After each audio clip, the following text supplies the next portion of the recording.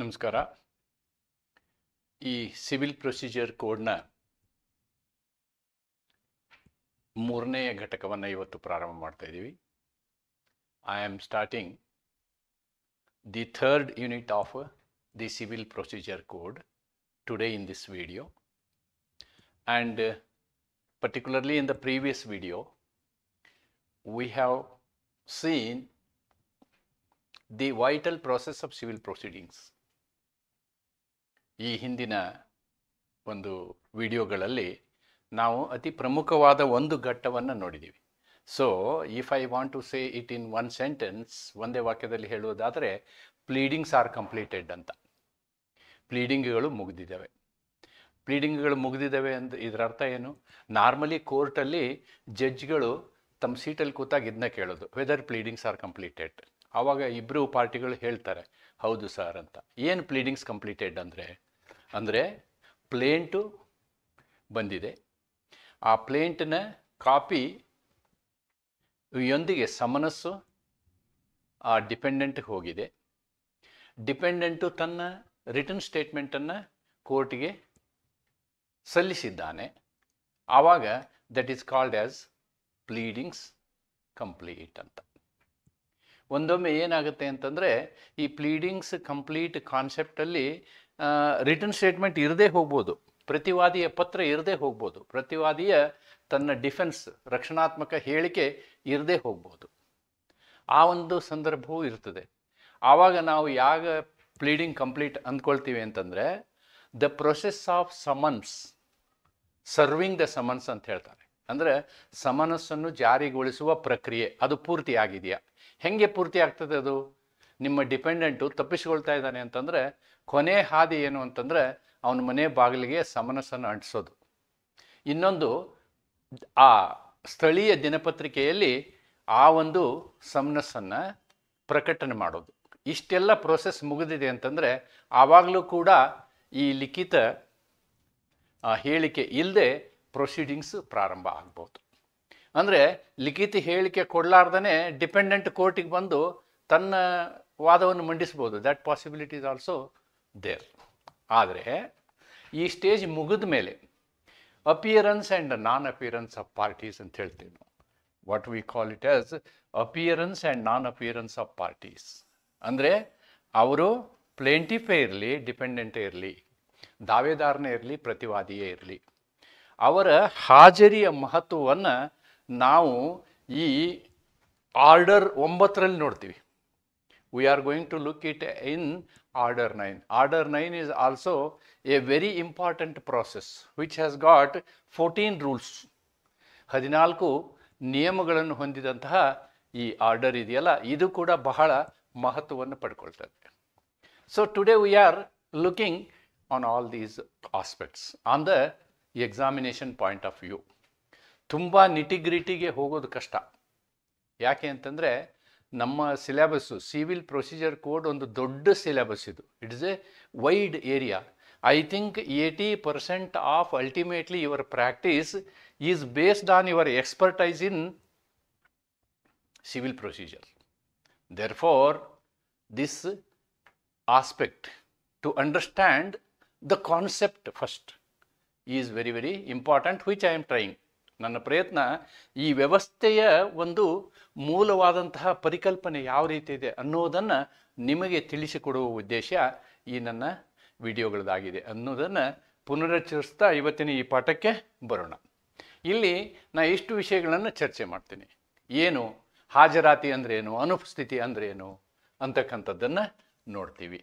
ಆಮೇಲೆ appearance of parties, ಪಾರ್ಟಿಗಳ appearance ಅಂದ್ರೇನು, ಅಂದರೆ ಕೋರ್ಟ್ ಮುಂದೆ ಅವ್ರು ಹಾಜರಾಗಬೇಕು, ಅದು ಎಲ್ಲಿ ನಮೂದಿಸಲಾಗಿದೆ ಅಂತಕ್ಕಂಥದ್ದನ್ನು ನೋಡ್ತೀವಿ. ಪಕ್ಷಗಳ ಹಾಜರಾತಿ, ರೈಟ್. ಆಮೇಲೆ ಪಕ್ಷಗಳ ಗೈರು ಹಾಜರಿ, ಪಕ್ಷಗಳ ಅನುಪಸ್ಥಿತಿ. ಆವಾಗೇನು ಅನುಪಸ್ಥಿತಿ ಆದರೆ ಏನು ಮಾಡ್ತೀವಿ ನಾವು ಅಂತಕ್ಕಂಥ ಸಂದರ್ಭದಲ್ಲಿ ನಾವು ಯಾವ ರೂಲ್ಗಳನ್ನು ಉಪಯೋಗ ಮಾಡ್ತೀವಿ ನೋಡಿ. ಹಾಜರಾಗ್ಬಿಟ್ರೆ ಮುಗೀತು. ಇಲ್ಲಿ ಆರ್ಡರ್ 9 ರೋಲ್ ಮುಗಿದು ಹೋಗ್ಬಿಡ್ತದೆ. ಎರಡೂ ಪಾರ್ಟಿ ಹಾಜರಾಗ್ಬಿಟ್ರು ಅಂದರೆ over. The concept is complete. ಇಬ್ಬರು ಹಾಜರಾಗ್ಬಿಟ್ರೆ, ಹಾಜರಾಗಲಿಲ್ಲ ಅಂದರೆ 2ರಿಂದ 14 ತನಕ ತರ್ಜುಮೆ ಮಾಡಬೇಕಾಗತ್ತೆ ನಾವು. ದೆನ್ ಕೇಸಸ್ ಅಂಡರ್ ನಾನ್ ಅಪಿಯರೆನ್ಸ್. ಈ ನಾನ್ ಅಪಿಯರೆನ್ಸ್ನ ಪ್ರಕಾರಗಳ್ಯಾವು ಅನ್ನೋದನ್ನು ನೋಡ್ತೀವಿ. ಆಮೇಲೆ ಒಮ್ಮೆ ನಾನ್ ಅಪಿಯರೆನ್ಸಿನ ಕಾರಣದಿಂದ ಏನಾಗ್ಬೋದು, ಏಕಪಕ್ಷೀಯ ತೀರ್ಪಾಗ್ಬೋದು. There may be ex parte decision. ಅಂತಹ ಸಂದರ್ಭದಲ್ಲಿ ಆ ಎಕ್ಸ್ ಪಾರ್ಟೆ ಡಿಸಿಷನನ್ನು ಹೋಗಲಾಡಿಸೋದಕ್ಕೆ ಏನು ಮಾಡ್ಬೋದು, restoration and setting aside orders, ಪುನರ್ಸ್ಥಾಪನೆ ಮತ್ತು ತೀರ್ಪು ರದ್ದುಪಡಿಸುವೆ. ಈ ತೀರ್ಪು ಸಾಮಾನ್ಯವಾಗಿ ಏನಾಗಿರುತ್ತೆ, ಎಕ್ಸ್ ಪಾರ್ಟೆ ಆಗಿರುತ್ತೆ. ಅದಕ್ಕೆ ಇದ್ದಂತಹ ಪ್ರಾವಧಾನಗಳೇನು ಅನ್ನುವುದನ್ನು ನಾವಿಲ್ಲಿ ನೋಡ್ತೀವಿ. Then the same thing, setting aside ex parte decree, right. Then what are all the legal principles and some importance of the cases. What are all the legal principles? ಇಲ್ಲಿ ಕಾನೂನಾತ್ಮಕ ತತ್ವ ಏನು, ಇದನ್ನು ಇಡೀ ಈ ಆರ್ಡರ್ 9ನ ನಾವು ಏನು ಹೇಳ್ಬೋದು ಅಂತಂದ್ರೆ PNJ ಇಂಪ್ಲಿಮೆಂಟೇಷನ್ ಅಂತ ಹೇಳ್ಬೋದು. ನೀವು ಅಡ್ಮಿನಿಸ್ಟ್ರೇಟಿವ್ ನಾಲಿಂದ ಕಲಿತಂತಹ ಪ್ರಿನ್ಸಿಪಲ್ ಆಫ್ ನ್ಯಾಚುರಲ್ ಜಸ್ಟಿಸ್ ಅಂತ ಏನು ಹೇಳ್ತೀವಿ, ನೈಸರ್ಗಿಕ ನ್ಯಾಯ ತತ್ವ ಅಂತ ಏನು ಹೇಳ್ತೀವಿ, ಅದರ ಒಂದು ವಿವರಣೆ ಇದು ಅಂತಲೂ ನಾವು ಹೇಳ್ಬೋದು. ನೈಸರ್ಗಿಕ ನ್ಯಾಯ ತತ್ವದ ವಿವರಣೆಯನ್ನು ನೀವೇನು ಮಾಡ್ತೀರಿ, ಇವತ್ತಿನ ಈ ಪಾಠದಲ್ಲಿ ಸಿವಿಲ್ ಪ್ರೊಸೀಜರ್ ಕೋಡ್ನಲ್ಲಿ ನೀವು ಪ್ರಮುಖವಾಗಿ ನೋಡ್ತೀರಿ ಅನ್ನೋದನ್ನು ಹೇಳ್ತಾ, let us come to introduction. ಏನು ಹೇಳ್ಬೋದು ನಾವು? After a plaint is duly filed, what happens? Summons is served on the dependent. The next stage in a civil suit is the appearance of the parties on the day on which hearing is fixed. ಸುನಾವಣೆಯ ದಿನಾಂಕವನ್ನು, ಹಿಯರಿಂಗಿಗೆ ನಾವು ಸುನಾವಣೆ ಅಂತಕ್ಕಂಥ ಶಬ್ದವನ್ನು ಉಪಯೋಗ ಮಾಡ್ಬೋದು. ಸುನಾವಣೆ,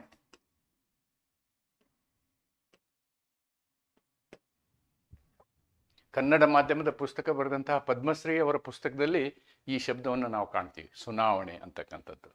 plaint ಸಲ್ಲಿಸಿ ಪ್ರತಿವಾದಿಗೆ summons ನೀಡಿದ ನಂತರ ಮುಂದಿನ ಹಂತದಲ್ಲಿ ನ್ಯಾಯಾಲಯದ ಮುಂದೆ ಪಕ್ಷಗಳ ಹಾಜರಾತಿಯ ಅಗತ್ಯವಿರುತ್ತದೆ. ಪಕ್ಷಗಳಿರಬೇಕು.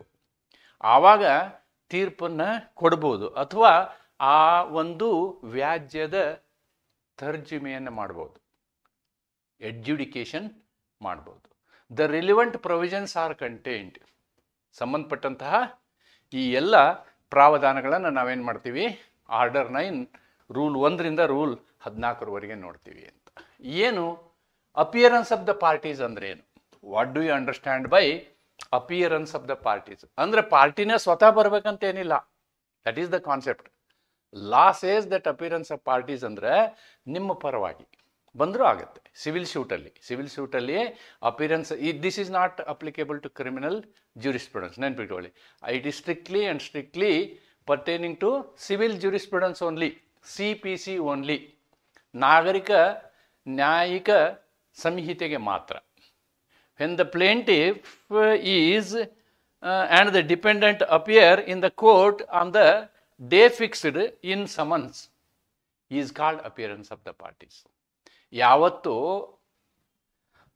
ದಾವೇದಾರನಾಗಲಿ ಪ್ರತಿವಾದಿಯಾಗಲಿ ಕೋರ್ಟಿನ ಮುಂದೆ, ಕೋರ್ಟು ಯಾವತ್ತು ಸಮನ್ಸ್ನಲ್ಲಿ ನಿರ್ಧಾರ ಮಾಡಿರುತ್ತೋ ಆ ದಿನದ ಅಂದು ಕೋರ್ಟಿನ ಮುಂದೆ ಇಬ್ಬರು ಪಾರ್ಟಿಗಳು ಬಂದು ನಿಂತರೆ ಓವರ್.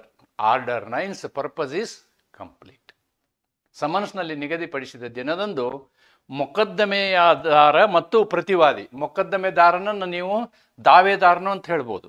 ಮೊಕದ್ದಮೆದಾರ ಅಂದ್ರೆ ಇಲ್ಲಿ ದಾವೇದಾರ ಮತ್ತು ಪ್ರತಿವಾದಿ ಇಬ್ಬರೂ ನ್ಯಾಯಾಲಯದಲ್ಲಿ ಹಾಜರಾಗಿದ್ದಲ್ಲಿ ಅದನ್ನು ಪಕ್ಷಗಳ ಹಾಜರಾತಿ ಎಂದು ಪರಿಗಣಿಸಲಾಗುತ್ತದೆ.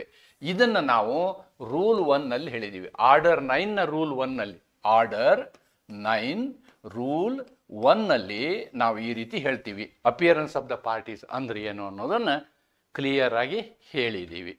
ಆದರೆ ಮೋಡ್ ಆಫ್ ಅಪಿಯರೆನ್ಸ್ ಏನು? ಅಪಿಯರೆನ್ಸ್ ಹೆಂಗಿರ್ಬೇಕು? ಅಪಿಯರೆನ್ಸು ನೀವು ಸ್ವತಃ ಬರ್ಬೋದು, ಅಂದರೆ ವಾದಿ ಮತ್ತು ಪ್ರತಿವಾದಿ, ದಾವೇದಾರ ಮತ್ತು ಪ್ರತಿವಾದಿ ನೀವು ಸ್ವತಃ ಪ್ರೆಸೆಂಟ್ ಇರ್ಬೋದು ಕೋರ್ಟಲ್ಲಿ.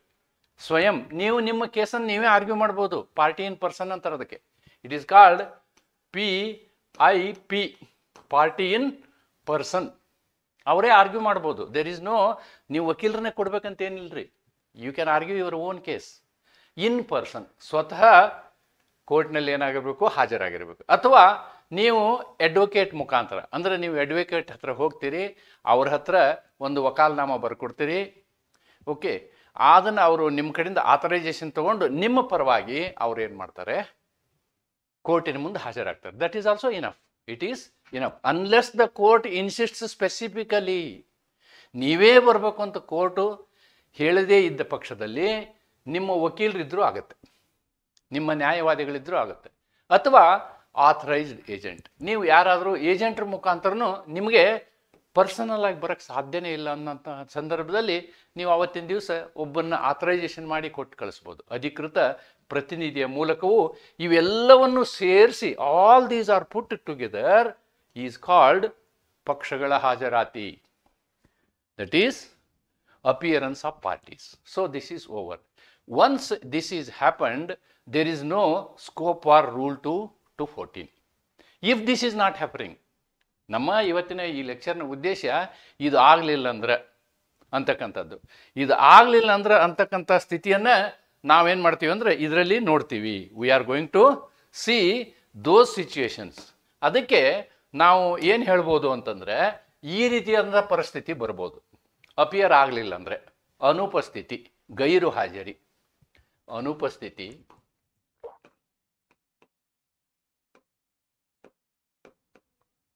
ಸ್ಥಿತಿ, ಅಥವಾ ಇದಕ್ಕೆ ಗೈರು ಹಾಜರಿ ಅನ್ಬೋದು.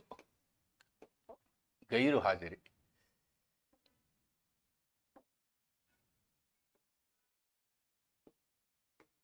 ಗೈರು ಹಾಜರಿ ಅಂತಾನೆ ಹೇಳ್ಬೋದು. ಆದರೆ ಈ ಗೈರು ಹಾಜರಿಯ ಪಾಸಿಬಿಲಿಟೀಸ್ ಏನು ಅನ್ನೋದನ್ನು ನಾನು ಇಲ್ಲಿ ಬೋರ್ಡ್ ಮೇಲೆ ಬರೆದಿದ್ದೀನಿ. I have written the possibilities here. ಅಂದರೆ ಎರಡೂ ಪಕ್ಷಗಳು ಬರದೇ ಇರ್ಬೋದು. ಎರಡೂ ಪಕ್ಷಗಳು ಅಂದರೆ ಇಲ್ಲಿ ಪ್ಲೇಂಟಿಫು ಬರದೇ ಇರ್ಬೋದು, ಡಿಫೆಂಡೆಂಟು ಇಬ್ಬರೂ ಬರಲಿಲ್ಲ ಅಂತ ಇಟ್ಕೊಳ್ಳಿ. ಇವ್ರ ಕೇಸ್ಗೆ ಇಂಟ್ರೆಸ್ಟ್ ಇಲ್ಲ ಅಂತ, they don't have interest in the case, it will be dismissed. Case will be dismissed. Dismiss for default ಅಂತಾರೆ ಅದಕ್ಕೆ. Dismissed for default. For default. ನಿಮ್ಮ ಕೇಸ್ ಇದೆ, ನಾವು ಕೋರ್ಟು ಟೈಮ್ ಎಲ್ಲ ಸೆಟ್ ಮಾಡಿಕೊಂಡು ನಿಮಗೋಸ್ಕರ ಕಾಯ್ತಾ ಇದ್ದೀವಿ, ನೀವು ಬರೋದಿಲ್ಲ ಅಂತಂದರೆ ಡಿಸ್ಮಿಸ್. ಓಕೆ. ಆಮೇಲೆ ದಾವೇದಾರನೇ ಬರದೇ ಇರ್ಬೋದು. ನೋಡಿ, ದಾವೇದಾರನೇ ಬರದೇ ಇರ್ಬೋದು. ಇದು ಕೂಡ ಅಷ್ಟೇ. ಆ್ಯಕ್ಚುಲಿ ಕೇಸ್ ಬೇಕಾಗಿರೋದು ದಾವೇದಾರನಿಗೆ. ಮೊಕದ್ದಮೆ ಹೂಡಿದವನಿಗೆ ಇಂಟ್ರೆಸ್ಟ್ ಇರಬೇಕು. ಅವನೇ ಬರದೇ ಇರ್ಬೋದು. ಅವನೇ ಬರದೇ ಇದ್ರೂ ಕೂಡ it is dismissed again for default. Again for default. ಆದರೆ ಕೆಲವೊಮ್ಮೆ ಏನು ಮಾಡ್ಬೋದು ಅಂತಂದರೆ, ದಾವೇದಾರಿಗೆ ಇಂಟ್ರೆಸ್ಟ್ ಇರುತ್ತಲ್ವ, ನ್ಯಾಚುರಲಿ ಇವ್ರು ಬಂದೇ ಬರ್ತಾರೆ. ಆದರೆ ಈ ಡಿಫೆಂಡೆಂಟ್ ಇದಾನಲ್ಲ, ಪ್ರತಿವಾದಿ, ಇವನು ನಿಜವಾಗಿ ತಪ್ಪು ಮಾಡಿದ್ದಂದ್ರೆ ತಪ್ಪಿಸ್ಕೊಳ್ಳೋಕೆ ನೋಡ್ತಾನೆ. He will not come.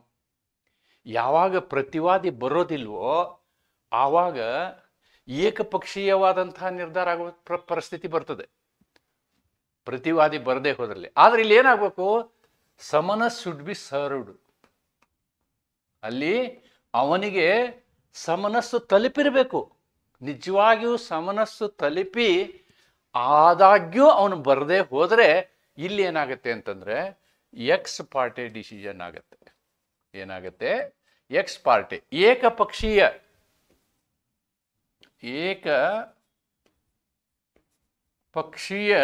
ತೀರ್ಮಾನ ಆಗ್ಬಿಡುತ್ತೆ. ಏಕಪಕ್ಷೀಯ ತೀರ್ಮಾನ ಆಗುತ್ತೆ. This is what is another situation. ಇದನ್ನು ನಾನು ಐಡಿಯಲ್ ಕಂಡೀಷನ್ ಹೇಳಿದೆ. ಒಬ್ಬನೇ ಪ್ಲೇಂಟಿಫು, ಒಬ್ಬನೇ ಡಿಫೆಂಡೆಂಟು ಇದ್ದರೆ. ಬಟ್ ಕೆಲವೊಮ್ಮೆ ಏನಾಗುತ್ತೆ, there will be number of plaintiffs, there will be number of defendants, there will be number of plaintiffs and number of dependents. As far as plaintiff is concerned, ಯಾರೋ ಒಬ್ಬ ಇದ್ದಂತ ಇಟ್ಕೊಳ್ಳಿ, ಅವನು ಉಳಿದವರ ಹಿತಾಸಕ್ತಿಗಳನ್ನು ಅವನೇನು ಮಾಡ್ಬೋದು, ರಕ್ಷಿಸ್ಬೋದು, ನೋ ಪ್ರಾಬ್ಲಮ್. ಆದರೆ ಡಿಫೆಂಡೆಂಟ್ಗಳ ವಿಷಯದಲ್ಲಿ ಏನಾಗುತ್ತೆ ಅಂತಂದರೆ, ಯಾರು ನಂಬರ್ ಆಫ್ ಡಿಪೆಂಡೆಂಟ್ಸ್ ಜಾಸ್ತಿ ಇದ್ದರೂ ಬರದೇ ಹೋದರೆ ಯಾವನು ಬಂದಿರ್ತಾನೋ ಅವನಿಗೆ ಆ ಡಿಕ್ರಿಯ ಏನು ಔಟ್ಕಮ್ ಇದೆಯಲ್ಲ ಅದು ಅವನಿಗೆ ಅನ್ವಯಿಸ್ತದೆ. ಉಳಿದವರಿಗೆ ಅದು ಎಕ್ಸ್ ಪಾರ್ಟಿ ಆಗ್ತದೆ. ಉಳಿದವರಿಗೆ ಅದು ಎಕ್ಸ್ ಪಾರ್ಟಿ ಆಗ್ತದೆ. ಇದು ಈ ಸಿಚುವೇಶನ್ನು. ಓಕೆ, ಇದೆಲ್ಲ ಸಿಚುವೇಶನ್. ಈ ಸಿಚುವೇಶನ್ ಎರಡು ಥರ. ಒಂದು ಬರದೇ ಇರುವಂತಹ ಸಂದರ್ಭ, ಬಿಫೋರ್ ಟ್ರಯಲ್, ಅಂದರೆ ನಿಮಗೆ ಪ್ಲೀಡಿಂಗ್ ಕಂಪ್ಲೀಟ್ ಆಗಿರುತ್ತೆ, ಇನ್ನು ಟ್ರಯಲ್ ಸ್ಟಾರ್ಟ್ ಆಗಿರೋದಿಲ್ಲ, ಆವಾಗ ಒಂದು ಸಂದರ್ಭ. ಇನ್ನೊಂದು ಎಂಥ ಸಂದರ್ಭ ಅಂದರೆ ತೀರ್ಪು ಕೊಡುವಂತಹ ದಿನ ಬರುತ್ತೆ, ಎಲ್ಲ ಆರ್ಗ್ಯುಮೆಂಟ್ ಮುಗಿದು ಹೋಗುತ್ತೆ, ಒಂದು ದಿವಸ ತೀರ್ಪು ಕೊಡಬೇಕು. ಆ ತೀರ್ಪು ಕೊಡೋದಕ್ಕಿಂತ ಮೊದಲು ಬಂದರೆ ಏನಾಗುತ್ತೆ, ಡಿಕ್ರಿ ಕೊಟ್ಟ ಮೇಲೆ ಬಂದರೆ ಏನಾಗುತ್ತೆ. ಡಿಕ್ರಿ ಕೊಟ್ಟ ಮೇಲೆ ಆ ವ್ಯಕ್ತಿ, ಈಗ ಬೆಳಿಗ್ಗೆ ಡಿಕ್ರಿ ಆಗುತ್ತೆ, ಸಂಜೆ ಮುಂದೆ ಬಂದು ಸ್ವಾಮಿ ನಾ ಹಾಜರಿದ್ದೀನಿ ಅಂತಾನೆ, ಡಿಫೆಂಡೆಂಟ್ ಬಂದು ನಾ ಹಾಜರಿದ್ದೀನಿ ಅಂತಾನೆ. ಇಂತಹ ಸಂದರ್ಭಗಳಲ್ಲಿ ಏನಾಗುತ್ತೆ ಅಂತಕ್ಕಂಥದ್ದು, ಈ ಎಲ್ಲ ಸನ್ನಿವೇಶಗಳನ್ನು ನಾವು ಇವತ್ತಿನ ಈ ಕ್ಲಾಸ್ಗಳಲ್ಲಿ ನೋಡ್ತೇವೆ. All these things we are going to see today. I have actually discussed this slide. Now let me see this non appearance. ನಾನು ನಿಮಗೆ ಜಸ್ಟ್ ಒಂದು ಓವರ್ ವ್ಯೂ ಕೊಟ್ಟಿದ್ದೀನಿ. ಈಗ ನಮ್ಮ ನಿಯಮಗಳು ಏನು ಹೇಳ್ತವೆ ಅನ್ನೋದನ್ನು ಒಂದೊಂದಾಗಿ ನೋಡೋಣ. We will see. Non appearance of parties. Non-appearance may be, non-appearance occurs when either or both parties. ಯಾರಾದ್ರು ಒಬ್ಬರು ಅಥವಾ ಇಬ್ಬರು fail to appear on the date of hearing. ಯಾರಾದರೂ ಒಬ್ಬರು ಅಥವಾ ಇಬ್ಬರು ಅವ್ರು ಏನು ಮಾಡ್ಬೋದು, ಒಬ್ಬನೇ ಬರ್ಬೋದು, ಒಬ್ಬನು ಬಂದಿರಲಿಕ್ಕಿಲ್ಲ. ಹಾಜರಾಗಬೇಕಾದ ದಿನದ ಪಕ್ಷದಲ್ಲಿ ಒಬ್ಬ ಅಥವಾ ಇಬ್ಬರು, ಅಂದರೆ ಒಬ್ಬ ಅಥವಾ ಇಬ್ಬರು ಅಂದರೆ, ಒಬ್ಬ ಅಂದರೆ ಇಲ್ಲಿ he may be plaintiff or defendant. ಇಬ್ಬರು ಅಂದರೆ both plaintiff and defendant. So this is the situation. This is the situation. ಆವಾಗ ಈ ರೀತಿಯಾದಂತಹ ಒಂದು ಸಮಸ್ಯೆ. ಇದನ್ನು ನಾವೇನು ಮಾಡ್ತೀವಿ, 2 ರಿಂದ 14 ನಿಯಮಗಳವರೆಗೆ ಬೇರೆ ಬೇರೆ ಒಂದು ಪರಿಸ್ಥಿತಿಯಲ್ಲಿ ಏನು ಮಾಡಬೇಕು ಅನ್ನೋದನ್ನು ಈ ಒಂದು ಆರ್ಡರ್ 9 ಆಜ್ಞೆ 9 ನಮ್ಗೆ ಹೇಳ್ತದೆ. Cases under non appearance, the first situation. ನೋಡಿ, ನಾನೇನು ಎಕ್ಸ್ಪ್ಲೇನ್ ಮಾಡಿದ್ರಲ್ಲ ಅದೇ ಸಿಚುವೇಶನ್ನ ನಾನಿಲ್ಲಿ ಕ್ರಿಯೇಟ್ ಮಾಡ್ತಾ ಇದ್ದೀನಿ. When plaintiff does not appear, ದಾವೇದಾರನೇ ಇಲ್ಲಿ ಅಪಿಯರ್ ಆಗಲಿಲ್ಲ ಅಂದರೆ ಏನಾಗುತ್ತೆ ಅಂತಕ್ಕಂಥ first situation. I am taking A.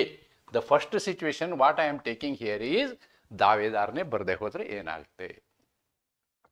Before service of summons. ನೋಡಿ, ಇಲ್ಲಿ situation after service of summons. ಒಂದು ಸಮನ್ಸನ್ನು ಕೊಡುವಕ್ಕಿಂತ ಮೊದಲು, ಇನ್ನೊಂದು ಸಮನ್ಸನ್ನು ಕೊಟ್ಟ ನಂತರ. ಸಮನ್ಸನ್ನು ಕೊಡುವಕ್ಕಿಂತ ಮೊದಲು, if summons not served due to plaintiff's fault, the court may dismiss the suit. Plaintiff can bring fresh suit after paying cost. ನೋಡಿ, ಒಮ್ಮೆ ಏನಾಗುತ್ತೆ ಅಂತಂದರೆ, ಕೋರ್ಟು ಫಸ್ಟು ಶೂಟ್ನ ರಿಜಿಸ್ಟರ್ ಮಾಡಿಕೊಳ್ಳುತ್ತೆ. ಇನ್ಸ್ಟಿಟ್ಯೂಷನ್ ಆಫ್ ಎ ಶೂಟ್ ಅಂತೀವಿ ನಾವು. ರಿಜಿಸ್ಟರ್ ಕೊಂಡ ನಂತರ ಏನಾಗುತ್ತೆ, ಸಮನ್ಸ್ನ ಸರ್ವ್ ಮಾಡೋ, ದಸ್ತಿ ಸಮನ್ಸ್ ಸರ್ವ್ ಮಾಡೋ ಜವಾಬ್ದಾರಿ ನಾವು ಯಾರಿಗೆ ಕೊಟ್ಟಿರ್ತೀವಿ, ಪ್ಲೇಂಟಿಫ್ಗೆ ಕೊಟ್ಟಿರ್ತೀವಿ, ದಾವೇದಾರನಿಗೆ ಕೊಟ್ಟಿರ್ತೀವಿ.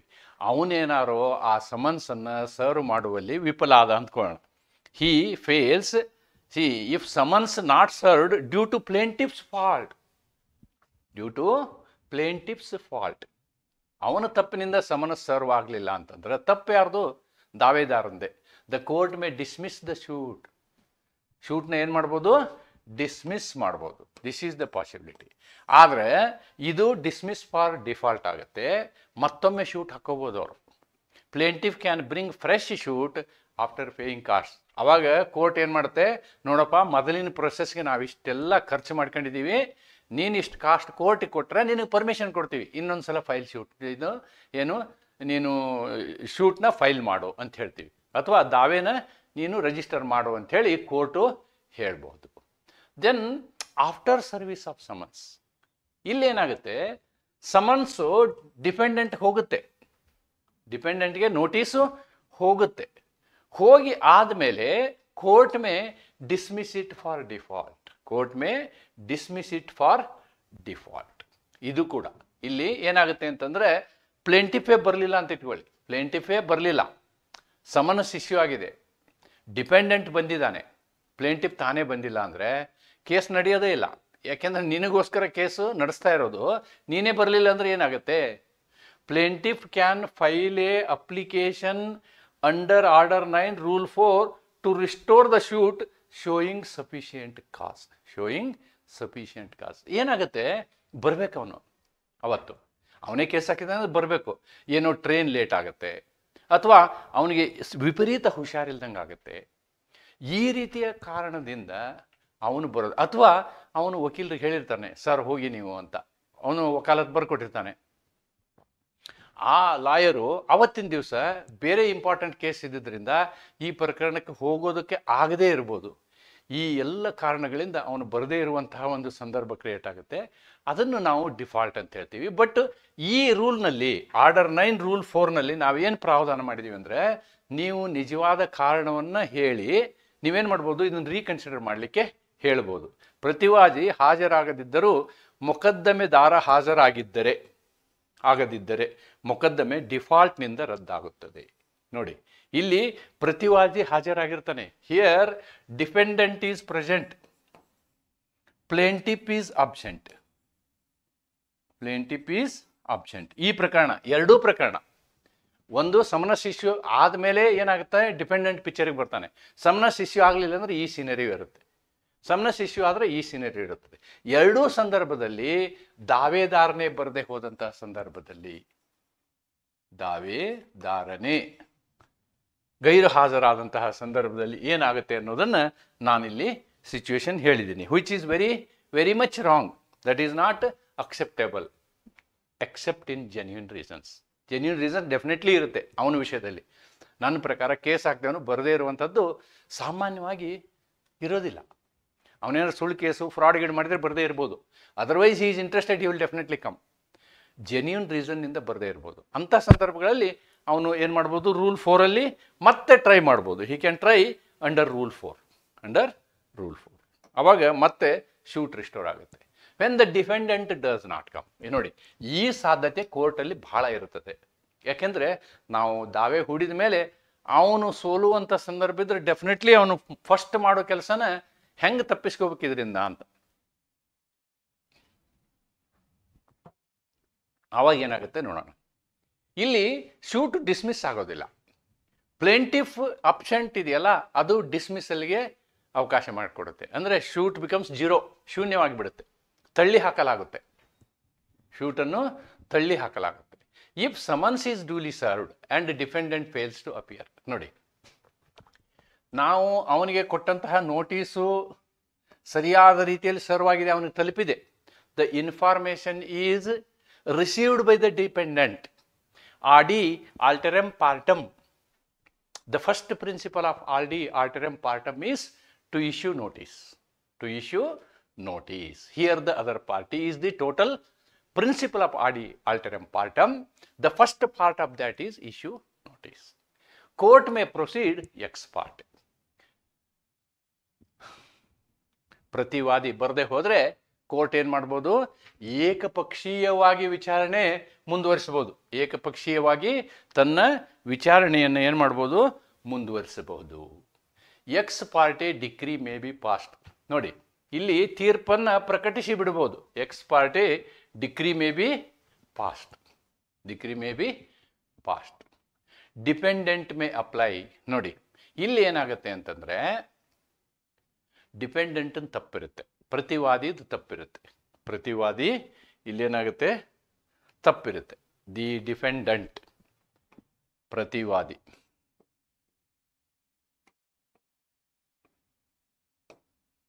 ಈ ಪ್ರತಿವಾದಿಗೂ ನಾವು ಅವಕಾಶವನ್ನು ಮಾಡಿಕೊಡ್ತೀವಿ. ಏನಂತ, ನೀನು ಈ ಎಕ್ಸ್ ಪಾರ್ಟಿ ಡಿಸಿಷನನ್ನು ಬದಿಗಿಡ್ಲಿಕ್ಕೆ set aside may apply under order 9 rule 13 to set aside such decree. But very important thing is sufficient cause. ನೀವೇನು ಮಾಡಬೇಕು, ಅರ್ಜಿ ಸಲ್ಲಿಸಿ ತೀರ್ಪು ರದ್ದುಗೊಳಿಸಲು ಅವಕಾಶವಿದೆ. ಆದರೆ ಅಲ್ಲಿ ಸರಿಯಾದ ನಿಜವಾದ ಸೂಕ್ತ ಕಾರಣ ಇರಬೇಕು.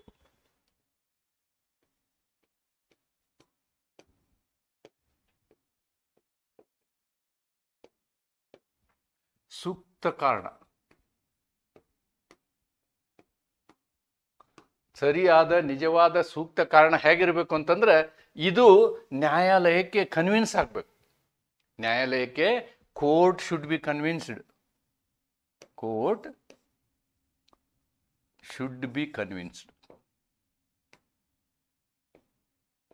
ಅಂಥ ಸಂದರ್ಭದಲ್ಲಿ ಮಾತ್ರ ಎಕ್ಸ್ ಪಾರ್ಟಿ ತೀರ್ಪನ್ನು ತಳ್ಳಿ ಹಾಕಿ ಮತ್ತೆ ಎನ್ಕ್ವೈರಿ ಅಥವಾ ಕೋರ್ಟಿನ ಪ್ರಕ್ರಿಯೆಗಳು ಪ್ರಾರಂಭ ಆಗುವ ಸಾಧ್ಯತೆ ಇದೆ ಅಂತಕ್ಕಂಥದ್ದು. ಆದ್ದರಿಂದ ಇದು ಬಹಳ ಮುಖ್ಯ. ಇಲ್ಲಿ ಅಬ್ಸೆನ್ಸ್ ಅನ್ನು ನಾವು ರೂಲ್ 6 ಅಲ್ಲಿ ಚರ್ಚೆ ಮಾಡ್ತೀವಿ. Right. Then when both parties fail to appear, the third thing is, so what we have seen, first we have seen what happens if plaintiff fails. Second we have seen if what happens defendants fails. Now the third is plaintiff plus dependents. Ibru absent adre both the parties fail to appear is discussed in rule 8. See, the suit shall be dismissed for default. Dismissed for default. ಇಲ್ಲಿ plaintiff ಮತ್ತೆ ಕಾಸು ಕಟ್ಟಿ ಅವನು ಏನು ಮಾಡಬೇಕಾಗುತ್ತೆ, fresh ಶೂಟ್ನ apply ಮಾಡಬೇಕಾಗುತ್ತೆ. Otherwise shoot is dismissed.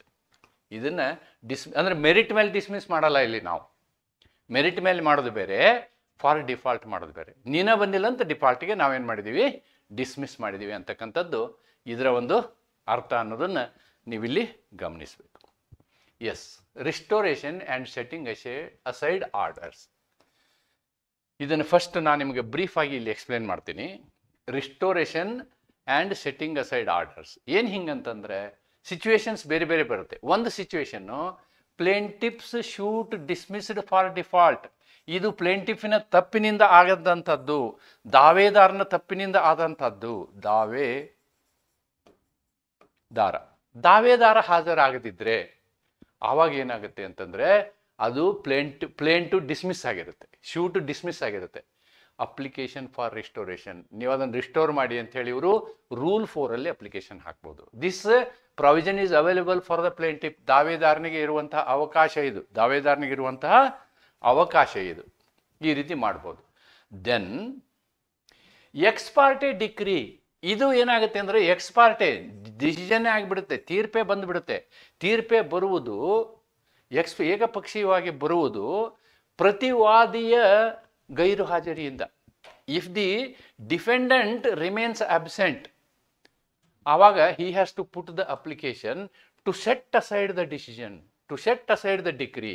Therefore it is discussed in rule 13. Then both parties absent.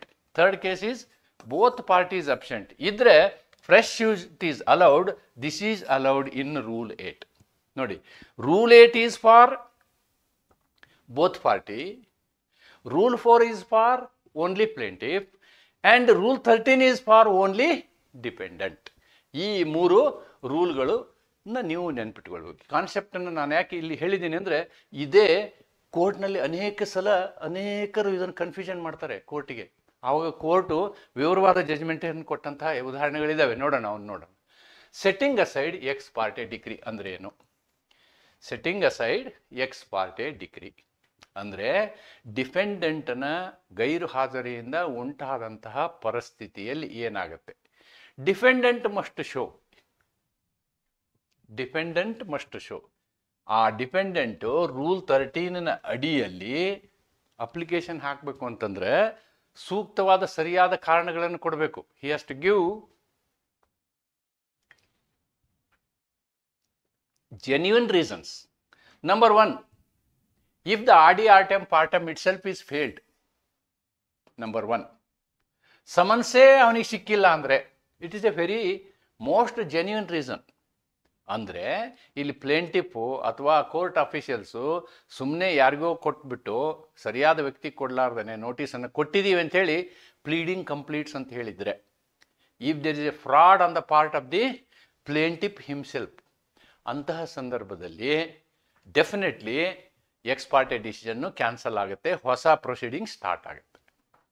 He was prevented by sufficient cause from appearing. ನೋಡಿ, ಆದರೆ ಇಲ್ಲಿ ಸಮನ್ಸ್, ಎರಡನೇ ಕೇಸ್ ಏನಂದರೆ ಅವನಿಗೆ ಸಮನ್ಸ್ ನೋಟಿಸ್ ಹೋಗಿರುತ್ತೆ, ಸಪ್ಲೈ ಆಗಿರುತ್ತೆ. ಆದರೆ ಕಾರಣಾಂತರದಿಂದ, ನಿಜವಾದ ಕಾರಣಗಳ ಒಂದು ಪರಿಸ್ಥಿತಿಯಿಂದ ಅವನು ಫಿಸಿಕಲ್ ಆಗಿ ಬರೋಕ್ಕಾಗಲ್ಲ.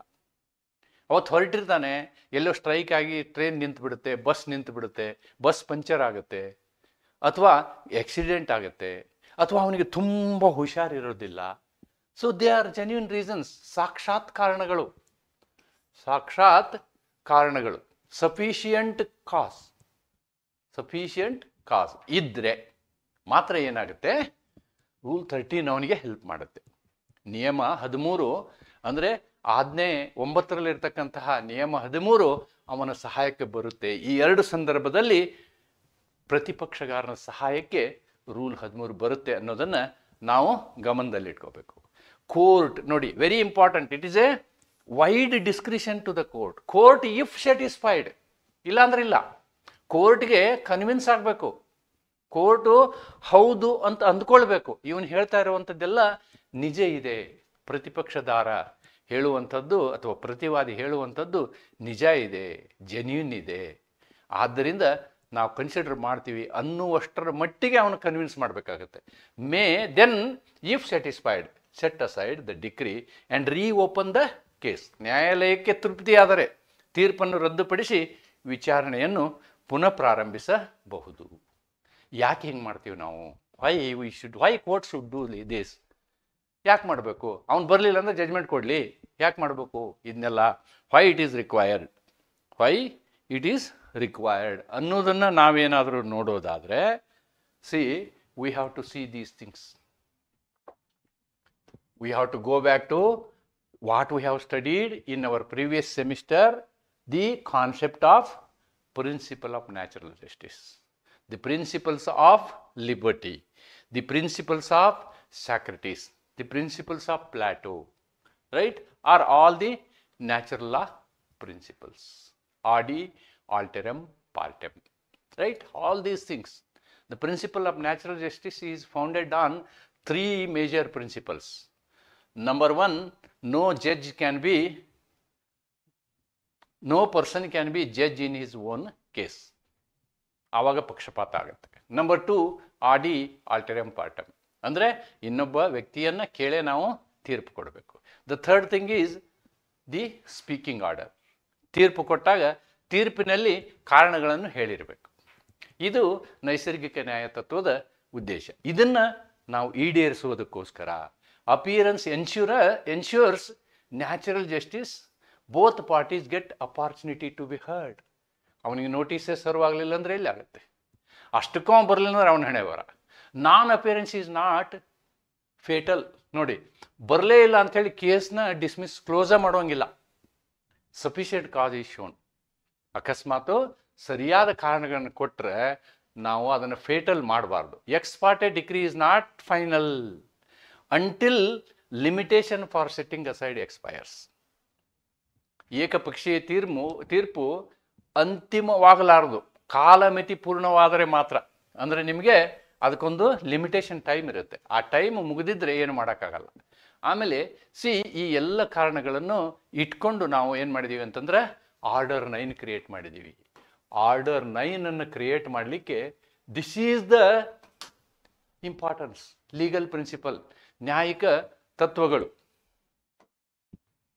S, with this I am coming to case laws. 3 case laws actually I am discussing.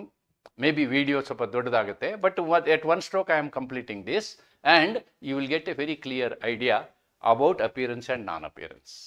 The first case I have taken is Sangram Singh versus election tribunal. Sangram Singh versus election tribunal. ಫ್ಯಾಕ್ಟ್ಸ್ನ ನೋಡಿಬಿಡಿ ನೀವು ಒಂದ್ಸಲ.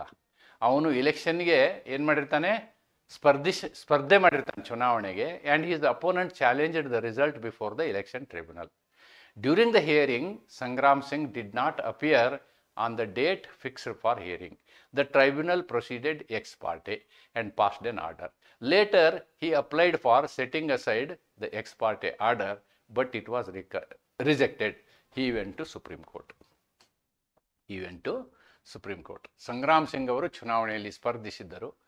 ಅವರ ವಿರೋಧಿ ಫಲಿತಾಂಶವನ್ನು ಇಲೆಕ್ಷನ್ ಟ್ರಿಬ್ಯುನಲ್ ಮುಂದೆ ಪ್ರಶ್ನಿಸಿದ್ದನು. ಸಂಗ್ರಾಮ್ ಸಿಂಗ್ ವಿಚಾರಣೆಯ ದಿನ ಹಾಜರಾಗದೆ ನ್ಯಾಯಮಂಡಳಿ ಏಕಪಕ್ಷೀಯ ಆದೇಶ ನೀಡಿತು. ಅವರು ಆ ಆದೇಶವನ್ನು ರದ್ದುಪಡಿಸಲು ಅರ್ಜಿ ಸಲ್ಲಿಸಿದರು. ಅದು ತಿರಸ್ಕೃತವಾಯಿತು. ನಂತರ ಅವರು ಸುಪ್ರೀಂ ಕೋರ್ಟ್ ಮೊರೆ ಹೋದರು. ಇಲ್ಲಿ ಈ ಮನುಷ್ಯಗೆ ಅಪಿಯರ್ ಆಗುವಂತಹ ಎಲ್ಲ ಸಾಧ್ಯತೆ ಇರುತ್ತೆ. ಅಪಿಯರ್ ಆಗೋದಿಲ್ಲ. ಆಮೇಲೆ ಎಕ್ಸ್ ಪಾರ್ಟೆ ಆರ್ಡರ್ನ ನೀವು ತಳ್ಳಿ ಹಾಕಿ ಅಂಥೇಳಿ ಅಪ್ಲಿಕೇಶನ್ ಕೊಟ್ಟಾಗ ಅಪ್ಲಿಕೇಶನಲ್ಲಿ ಯಾವುದೂ ಸರಿಯಾದ ರೀಸನ್ ಇರೋದಿಲ್ಲ. ಆದ್ದರಿಂದ ಅಲ್ಲೇನಾಗುತ್ತೆ, ಟ್ರೈಬ್ಯುನಲ್ಲು ಇವನ ಒಂದು ವಿನಂತಿಯನ್ನು ತಿರಸ್ಕರಿಸ್ತದೆ. It will reject the request of the, but ಇವ್ರು ಎಲೆಕ್ಷನ್ ನಿಂತವ್ರಲ್ವಾ, ಅದಕ್ಕೆ ಏನು ಮಾಡ್ತಾರೆ, they will go up to supreme court. Supreme court rejected the plea. Supreme court ಕಾರಣಗಳು ಸರಿ ಇರಲಿಲ್ಲ, no sufficient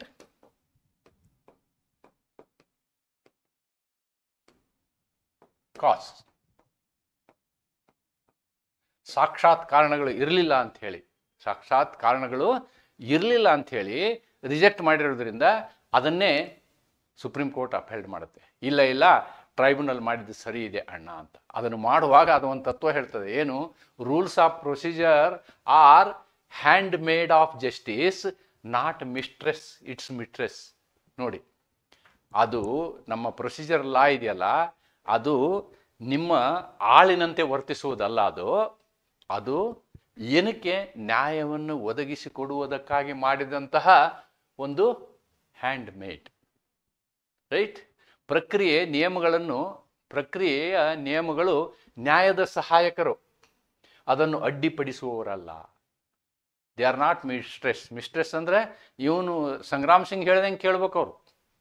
that was is objective. Court will never agree for such things ಅಂತಕ್ಕಂಥದ್ದನ್ನು ಈ ಪ್ರಕರಣದಲ್ಲಿ ಹೇಳಲಾಗುತ್ತೆ.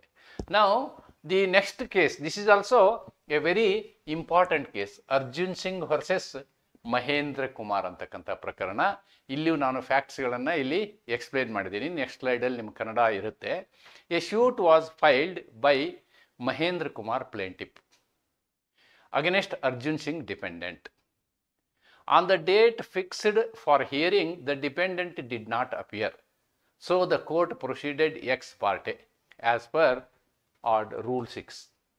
Litre on the same day, ನೋಡಿ ಇದನ್ನು mark ಮಾಡಿ, later on the same day, ಅವತ್ತೇನೆ, before the judgment was pronounced. Argument ಮುಗಿಯೋ ತನಕ ಬರಲಿಲ್ಲ, ಇನ್ನೇನು ತೀರ್ಪು ಕೊಡಬೇಕು. The defendant appeared and requested that X parte decision be set aside. The trial court rejected his request. His subsequent application under order 913 to set aside the ex parte decree was also rejected. ನೋಡಿ, ಅವತ್ತಿನ ವಿಷಯವನ್ನು reject ಮಾಡಿದ್ರು. ಆಮೇಲೆ application ಕೊಟ್ಟ ಅವನು, ಏನು, rule 13 ಒಳಗೆ application ಕೊಟ್ಟ. That was also rejected. He appealed to High Court and later to Supreme Court. ಆಮೇಲೆ ಸುಪ್ರೀಂ ಕೋರ್ಟ್ಗೆ ಹೋದ. ಸುಪ್ರೀಂ ಕೋರ್ಟ್ನಲ್ಲಿ he has become applicant. Otherwise original ಸೂಟಲ್ಲಿ ಹಿ ವಾಸ್ ಎ ಡಿಪೆಂಡೆಂಟ್. ಅದನ್ನು ನೀವು ಗಮನಿಸಬೇಕು. Otherwise don't confuse that case. Don't get confused on that case. ಇದನ್ನು ಕನ್ನಡದಲ್ಲೂ ಒಂದ್ಸಲ ನೋಡಿಬಿಡಿ.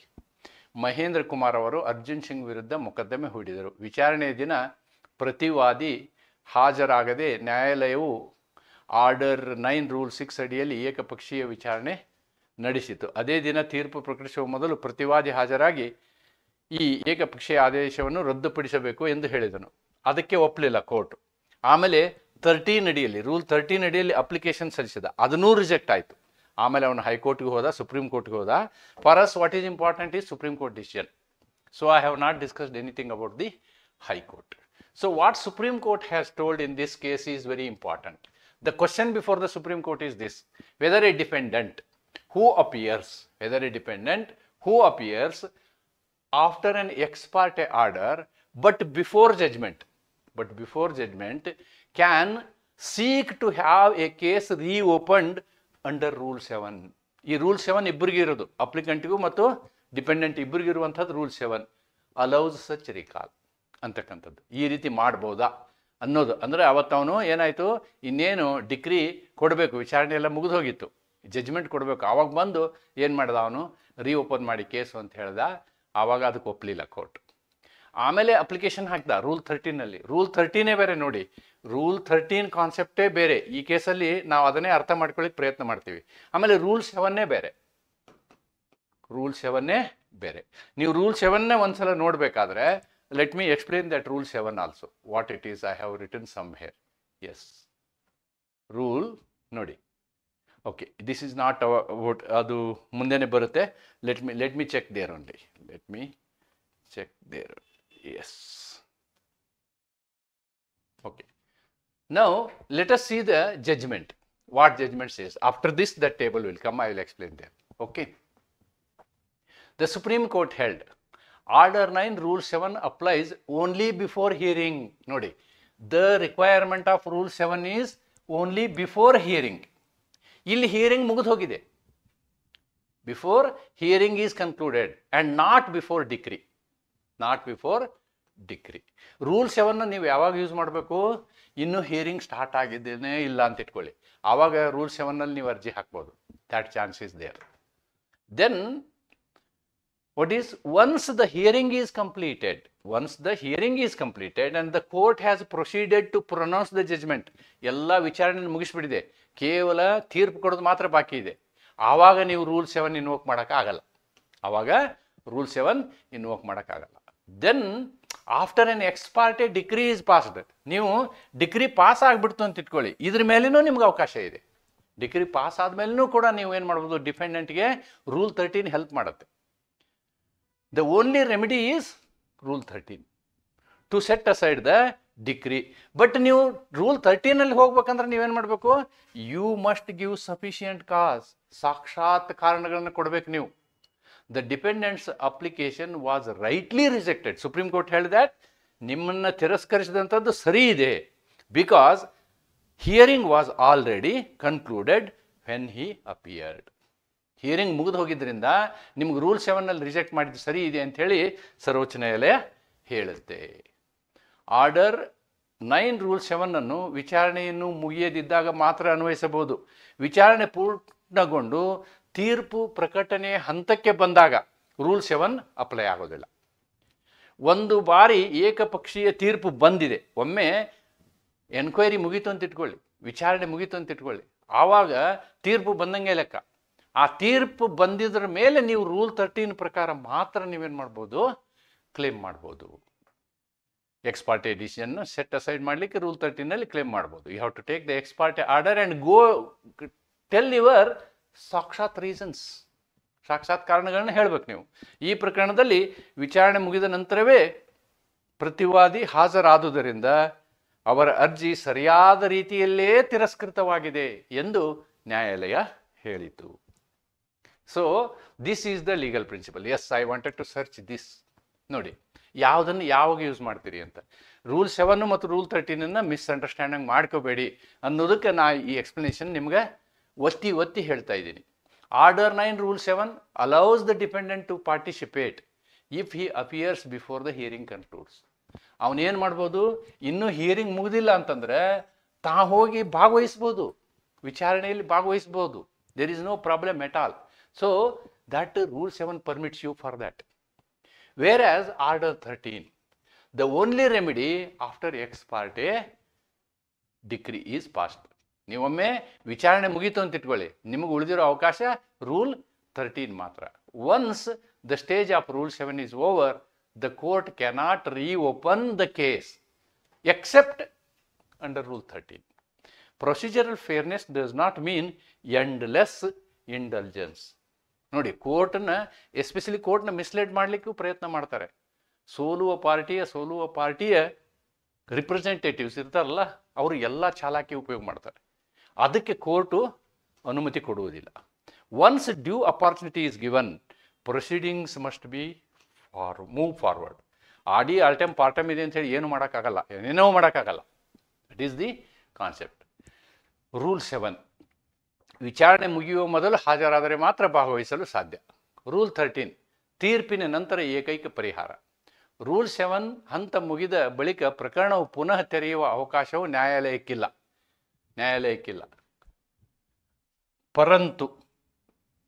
ಪರಂತು ರೂಲ್ 13 ಇದನ್ನು ಸೇರಿಸ್ಕೊಳ್ಳಿ. ಪರಂತು ರೂಲ್ 13 ನ್ಯಾಯಸತ್ತಾತ್ಮಕ ಪ್ರಕ್ರಿಯೆ ಅಂದರೆ ಅನಂತ ಅವಕಾಶವಲ್ಲ.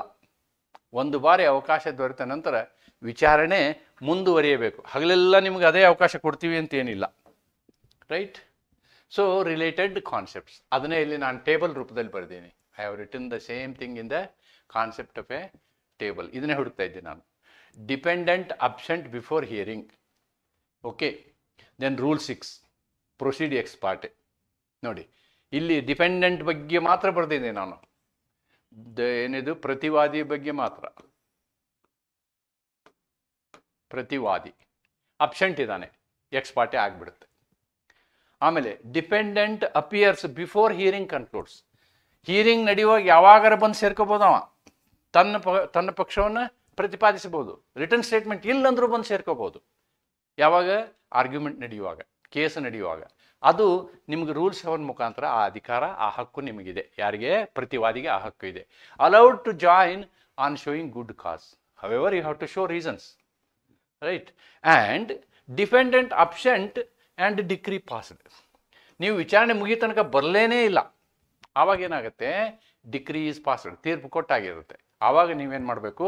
ರೂಲ್ 13 ಉಪಯೋಗ ಮಾಡಿಕೊಂಡು ನೀವು ಅರ್ಜಿ ಹಾಕಬೇಕು. ಆದರೆ ಈ ರೂಲ್ 13 ಉಪಯೋಗ ಮಾಡಬೇಕು ಅಂದರೆ ನಿಮಗೆ ಸಫಿಷಿಯೆಂಟ್ ಕಾಸ್ ಇರಬೇಕು.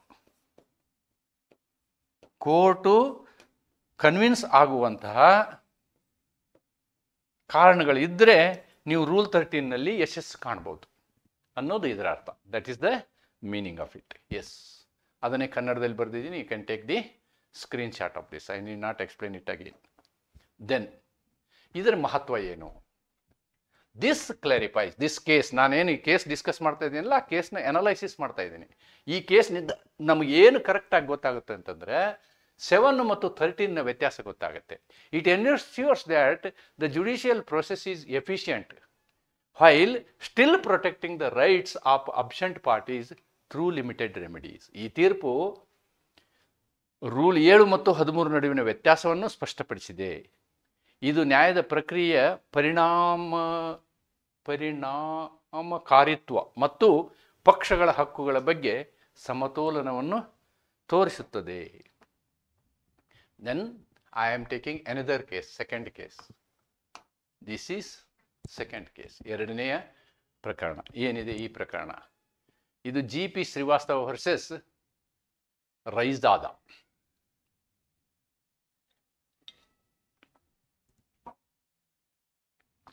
ನೋಡಿ ಪ್ರಕರಣದಲ್ಲಿ ಏನಿದೆ. A civil suit was filed by Raizada against Srivastava. So Srivastava is defendant. The dependent did not appear on the date fixed for hearing, though summons was duly served. Nodi, here it is a case of summons already served. The trial court therefore proceeded ex parte and passed the decree. Yes, natural course. Later the dependent applied under Rule 13 to set aside the ex parte, claiming that his absence was due to illness and not intentional. ಅವನು ಉದ್ದೇಶಪೂರ್ವಕವಾಗಿ ನಾನು ಗೈರ್ಹಾಜರಿಲ್ಲ, ನನಗೆ ಹುಷಾರಿಲ್ಲ ಅಂತಕ್ಕಂಥ ಕಾರಣವನ್ನು ಕೊಟ್ಟು ಅವನೇನು ಮಾಡ್ತಾನೆ? 13ನಲ್ಲಿ ಅಪ್ಲೈ ಮಾಡ್ತಾನೆ. The trial court rejected, the high court ಅಪೆಲ್ಡ್ the decision. ನೋಡಿ, ಇಲ್ಲಿ ಟ್ರಯಲ್ ಕೋರ್ಟ್ ಏನು ಮಾಡ್ತು? ಇದನ್ನು ರಿಜೆಕ್ಟ್ ಮಾಡ್ತು. ಆದರೆ ಹೈಕೋರ್ಟ್ ಇಲ್ಲಿ ಎಸ್ ಇಲ್ನೆಸ್ಸನ್ನು ಕನ್ಸಿಡರ್ ಮಾಡ್ತು. It was considered as a sufficient cause. Sufficient cause, ಇದೊಂದು ಸಾಕ್ಷಾತ್ ಕಾರಣ ಅಂಥೇಳಿ ಒಪ್ಕೊಳ್ತು. ಯಾವುದು? ಹೈಕೋರ್ಟು. ಆದರೆ ನೆಕ್ಸ್ಟ್ ಅಪೋಸಿಟ್ ಪಾರ್ಟಿ ಸುಪ್ರೀಂ ಕೋರ್ಟ್ಗೆ ಹೋಗಿರ್ತಾನೆ ಅಂದ್ಕೊಳ್ಳಿ. The party did not agree, then he went to supreme court. ಪ್ರಕರಣದ ವಾಸ್ತವಾಂಶಗಳು ಅದನ್ನೇ ಇಲ್ಲಿ ಹಾಕಿದ್ದೀನಿ. I think you can take down the screenshot. Yes, ಇಲ್ಲಿ ಇಶ್ಯೂ ಏನು? What constitutes sufficient cause? ಈ ಪ್ರಕರಣದಲ್ಲಿ ಯಾವುದು ನಾವು ಸಫಿಷಿಯಂಟ್ ಸಾಕ್ಷಾತ್ ಕಾರಣಗಳು ಅಂತ ಹೇಳೋದನ್ನು ನಾವೇನು ಮಾಡಬೇಕು? ಈ ಪ್ರಕರಣದಲ್ಲಿ ಹೇಳಲಾಗಿದೆ. This case has given the explanation for that. What constitutes sufficient cause under Order 9, Rule 13 of CPC for setting aside an ex parte decree? ಒಂದು ಏಕಪಕ್ಷೀಯ ನಿರ್ಣಯದಲ್ಲಿ ಯಾವುದು ಸಫಿಷಿಯಂಟ್ ಕಾರಣ ಅಂತ ನಾವು ತಗೋಬಹುದು ಅನ್ನೋದರ ಪ್ರಶ್ನೆಯನ್ನು ಇಲ್ಲಿ ಕೋರ್ಟ್ ತನಗೆ ತಾನು ಹಾಕ್ಕೊಳ್ತದೆ. And should courts adopt a liberal or strict approach? ನೋಡಿ, ಇಲ್ಲಿ ನ್ಯಾಯಾಲಯಗಳು ಏನು ಮಾಡಬೇಕು? ಅವುಗಳನ್ನು ಲವಚಿಕವಾಗಿ ಪರಿಗಣಿಸಬೇಕೆ ಅಥವಾ ಕಠಿಣವಾಗಿ ಪರಿಗಣಿಸಬೇಕೆ? ಅವುಗಳನ್ನು ಲವಚಿಕವಾಗಿ, ಲಿಬರಲ್ ಆಗಿ, ಅಂದರೆ ಬಹಳಷ್ಟು ಈ ಏನು ಆಡಿ ಆಟಮ್ ಪಾಠಮ್ನ ಕಾನ್ಸೆಪ್ಟನ್ನು ಇಟ್ಕೊಂಡು ಮಾಡಬೇಕಾ ಅಥವಾ ಸ್ಟ್ರಿಕ್ಟ್ ಆಗಿ ಮಾಡಬೇಕಾ ಅಂತಕ್ಕಂಥ ಒಂದು ಈ ಪ್ರಶ್ನೆ ಇಲ್ಲಿ ಕೋರ್ಟ್ ಮುಂದೆ ಬರುತ್ತೆ. ಕೋರ್ಟ್ ಜಜ್ಮೆಂಟ್ ಏನು ಕೊಡುತ್ತೆ ನೋಡಿ. The Supreme Court allowed the appeal. Yes, ಅವನಿಗೆ ಹುಷಾರಿಲ್ಲ ಅಂದರೆ ಅವನಿಗೆ ಚಾನ್ಸ್ ಕೊಡೋದು ನಿಮ್ಮ ಧರ್ಮಪ್ಪ ಅಂಥೇಳಿ ಕೊನೆಗೆ ಸುಪ್ರೀಂ ಕೋರ್ಟ್ ಹೇಳುತ್ತೆ. And set aside the ex parte decree of the trial court holding that the term sufficient cause should be liberally construed. ನೀವು ಅದನ್ನು ಹೆಂಗೆ ವ್ಯಾಖ್ಯಾನ ಮಾಡಬೇಕು? ಅದು ಕಾರಣಗಳು ಓಕೆ, ಸಾಧ್ಯ ಆಗ್ಲಾರ್ದು ಅದನ್ನು ಲಿಬರಲಿ ನೋಡೋಕೆ ಭಾಳ ಸ್ಟ್ರಿಕ್ಟಾಗಿ ನೋಡಬಾರ್ದು. ಯಾಕೆ ಅಂತಂದರೆ ultimately the job of the court is to give justice, to give justice. ಅದನ್ನು ನೋಡಬೇಕಾಗುತ್ತೆ ನಾವು. ಸಾಕ್ಷಾತ್ ಕಾರಣ ಎಂಬುದು ಸ್ಥಿರವಾದ ಪದವಲ್ಲ. It's not a fixed dynamics, right? It to advance substantial justice. ನಿಜವಾಗಿ ನ್ಯಾಯ ಸಿಗಬೇಕು, ನಿಜವಾದ ನ್ಯಾಯ. A person who did not appear due to bona fide reasons. ಯಾಕೆ ಬಂದಿಲ್ಲ ಅಂದರೆ ಕಾರಣಗಳಿದೆ, ಸದುದ್ದೇಶದ ಕಾರಣಗಳಿದೆ, such as illness, misunderstanding or mistake should not suffer irreparable loss. ಅವನಿಗೆ ಇರ್ತಕ್ಕಂಥ ಹಕ್ಕು ಕಂಪ್ಲೀಟ್ ಹೋಗೇ ಬಿಡಬಾರ್ದು. The court must examine whether the absence was deliberate or negligence. ನೋಡಿ, ಉದ್ದೇಶಪೂರ್ವಕವಾಗಿ ಆಬ್ಸೆಂಟ್ ಇದ್ದ ಅಂತ ಇಟ್ಕೊಳ್ಳಿ, ಆವಾಗ ಓಕೆ, ಹಿಂಗಿರಬಾರ್ದು, ದಿಸ್ ಈಸ್ ರಾಂಗ್. ಉದ್ದೇಶಪೂರ್ವಕವಾಗಿ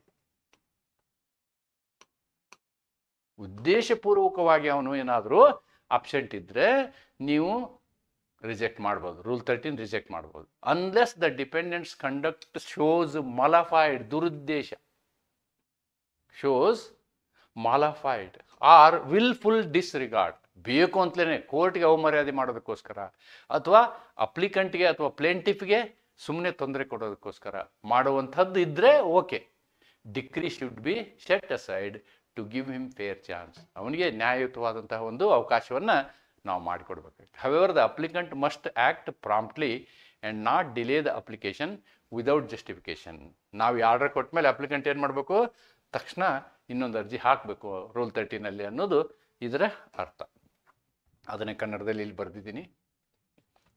ಆದರೆ ತಾಕೆ ಅನ್ನೋದಕ್ಕೆ ಆದರೆ ಅಂತ ಹೇಳ್ತಾರೆ. ಆದರೆ ನ್ಯಾಯ ಸಾಧಿಸಬಹುದು. You can take it in that way.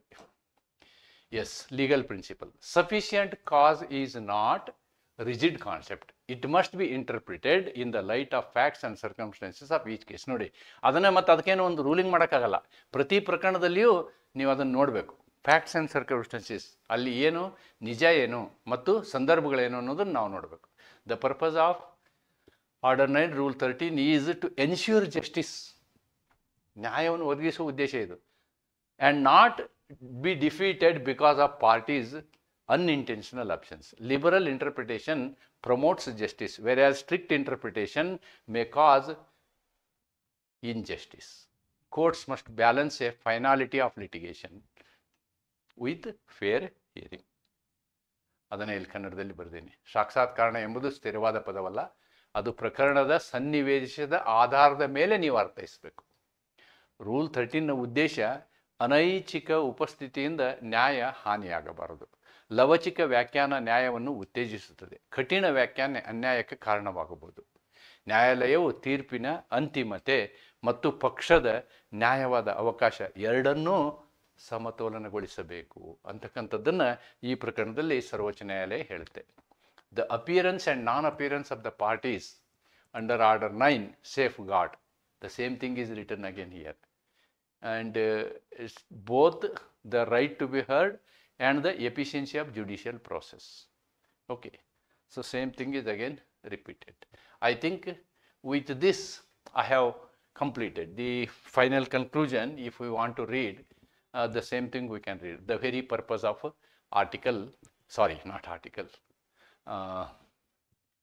order 9 rule 13. ಇದರ ಉದ್ದೇಶ ಏನು ಅಂತಂದ್ರೆ principle of natural justice and proper justice, just and